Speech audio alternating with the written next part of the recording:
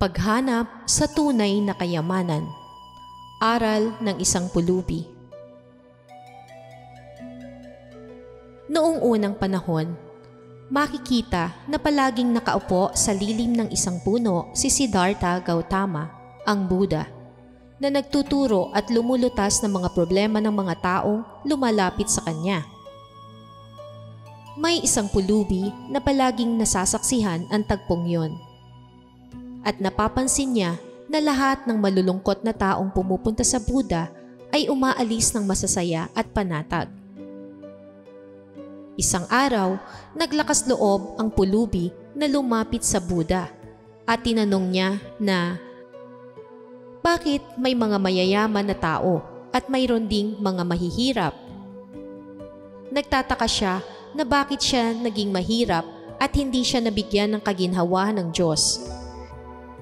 Nakikinig ng taimtim sa kanya si Siddhartha at siya ay sumagot. Kaya ka mahirap ay dahil hindi ka nagbibigay sa iyong kapwa. O Master, ako ay isang dukha lamang. Wala akong maibibigay.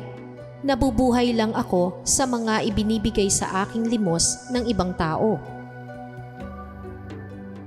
Ngumiti si Buddha at sinabi, binayayaan ka na magandang ngiti ng lumikha. Sa pamamagitan ng ngiting iyon, mapapangiti mo din ang iba. Mayroon kang bibig kung saan maaaring bumigkas ng mabubuting salita at magbigay ng inspirasyon sa iba. Binigyan ka ng Diyos ng dalawang mata upang makita ang magandang mundo at tumingin sa iba ng may kabaitan.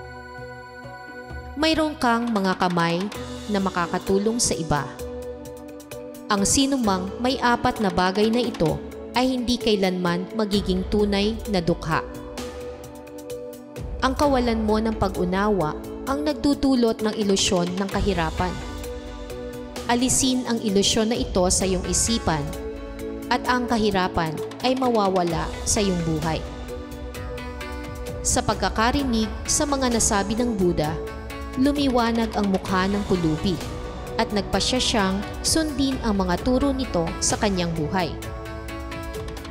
Ano ang moral lesson sa kwentong ito? Walang tunay na kahirapan kung tayo ay magtitiwala sa ating kakayanan. Dahil ang tunay na kayamanan ay nagmumula sa ating kalooban. So, yun na lamang po muna. Good vibes mga ka-MB. Peace, love, and light. Thanks for watching.